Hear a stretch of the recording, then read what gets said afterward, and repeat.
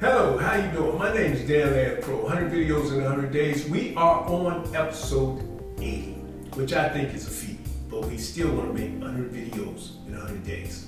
You can find me over youtube.com, Webmaster Dan or Dan Pro. Make sure you hit that subscribe and like button while you're over there. You know, somebody asked me why 100 videos in 100 days over at Webmaster Dan, and I want to answer that question because it's three things that are involved with me making 100 videos in 100 days. Tenacity, resilience, and understanding datafication, and the mathematization of cultural tastes as innovated by a company, say like Netflix, through digital technologies. Now, I don't want to talk too over the top, but we also don't want to talk too down on the bottom. We want to keep things right in the middle where we can understand that tenacity has to do with staying involved and focused regardless of what's going on in your life. Same with resilience. You got to be resilient no matter what it is. So once you set a goal and set that goal, go get that goal and try to accomplish that goal. And that's what 100 videos in 100 days is all about. See, when I get around day 25, day 32, day 31, and there's things going on in my life, hey, those are the days when I don't want to make a video. Those are the days when I can't think of what type of content I'm going to present, and those are the days when I don't want to bang my head against the wall trying to understand digital technologies. Now, here's the thing with resilience and tenacity. When I first started 100 videos in 100 days, it was back in December, but I had a tragedy happen in the family, and someone transitioned, and it hurt me dearly. I was grieving, I was going through my emotions, so I quit. And that's really the reason for 100 videos in 100 days. It's not to be insensitive to what your experiences or your circumstances. It's to understand that sometimes, regardless of what you're experiencing in life, regardless of your thoughts, your moods, your feelings, you have to still make your commitment, or you still have to achieve and accomplish your goals. So I kind of compare it to an NBA or NFL player who, regardless of what they experience in life, they have to come out and play that game. Or a high-profile entertainer who have sold tickets and have schedules and tours. And regardless of what's going on in their life, they have to make that commitment. Now, I'm no NBA player or NFL player or high-profile entertainer, but I still consider myself a man of importance while I'm here on this earth as part of humanity. So I want to be accustomed to achieving the goals that I set for myself and making those goals where I can feel good and worthwhile about setting that goal and being tenacious and resilient in accomplishing that goal. Just like those other people. Anyway, the point I'm trying to make is that resilience and tenacity are things that we need in order not to procrastinate, or not to get too comfortable, or not to get in our feelings and our thoughts and our moods to where we don't want to be productive.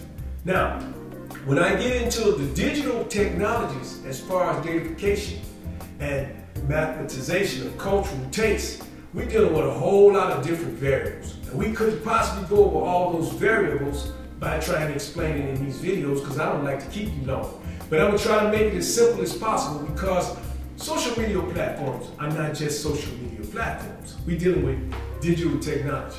See, I don't have to dress up and come to your party in California or Atlanta or anywhere in the United States or wherever, New York. You know why?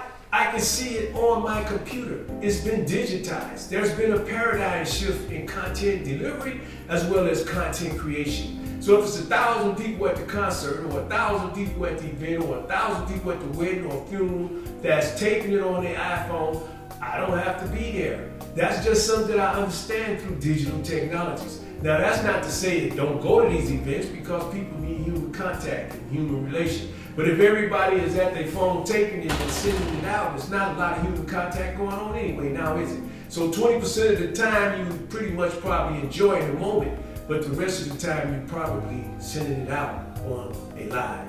It's the same thing with meetings. Why would I drive back and forth to a brick and mortar to make a meeting that you can put on a Zoom meeting, save all of us some gas? I mean, I can go over all the things that's significant as far as digital technologies and how our life has been digitized, or technology has changed our life, especially in the last 3 years, through some of these paradigm shifts. Now, let's talk about algorithms. I did a video algorithm, and the reason I'm bringing up algorithms so we can understand that these are the ways that we have been digitized, or this is the data that is used to measure not only subscribers, but also content creators and content deliveries. So when we look at, say, for example, there was a time when we fought over gas and oil and all of those things, but now you have electric cars. So now the thing of value, of the thing of significance, is the minerals and resources that make up charging stations and batteries. So you can look for those areas to be the areas of conflict, because things of value always create conflict and controversy, which always create wars.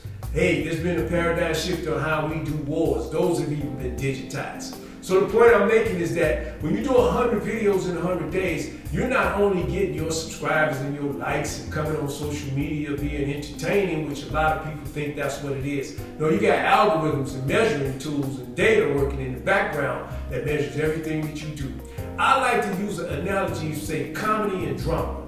If I get 2,000 people that hit my comedy show, compared to 200 people that don't hit my drama show, then I know to stick with my comedy show until things change or until there's some type of shift. The point I'm making is that all these things can be measured through algorithms now. Through AI, we no longer have to try to judge people. We no longer have to try to measure people. All these things is done for us through algorithms.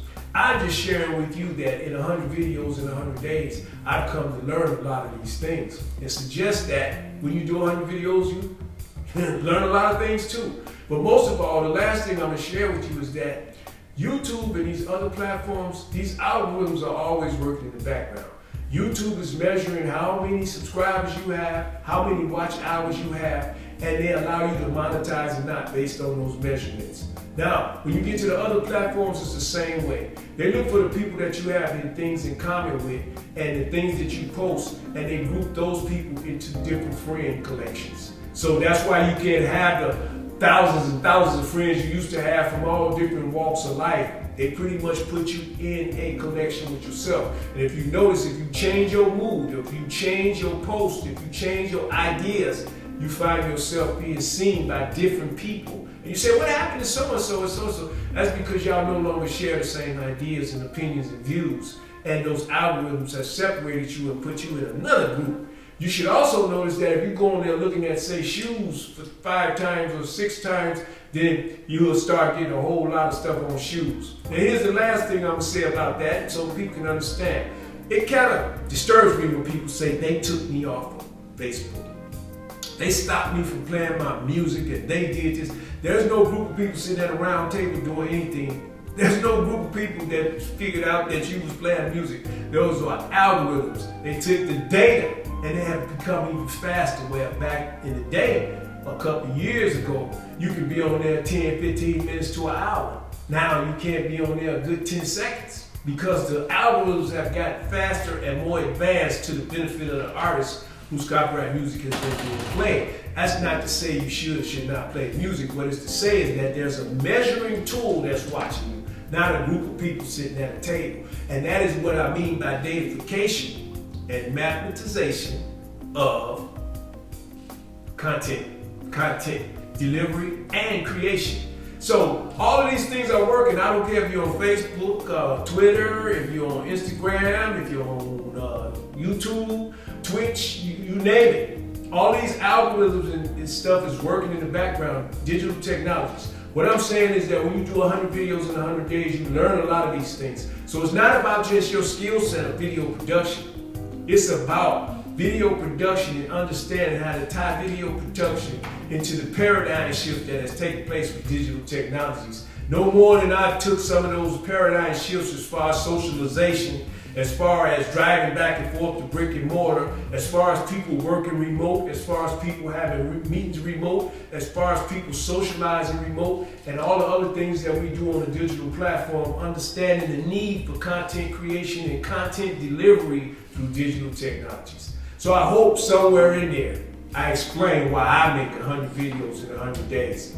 It's not about subscriptions. It's not about likes. I don't care if I got 2 likes or 100 likes. I'm going to make 100 videos in 100 days, and I'm going to continue to learn about datafication, the mathematization of cultural taste, the digital technology behind it, and all the variables involved, and how they can benefit my life and my skill set, and allow me to encourage or inspire or motivate somebody else to be resilient and tenacious in the things that you seek as far as your goals. Hey, my name is Dan Pro. I kept you a little longer than I normally do. I'm over youtube.com, Webmaster Dan or Dan Pro. Make sure you hit that subscribe and like button. Till episode 81, hey, 100 videos in 100 days. Peace.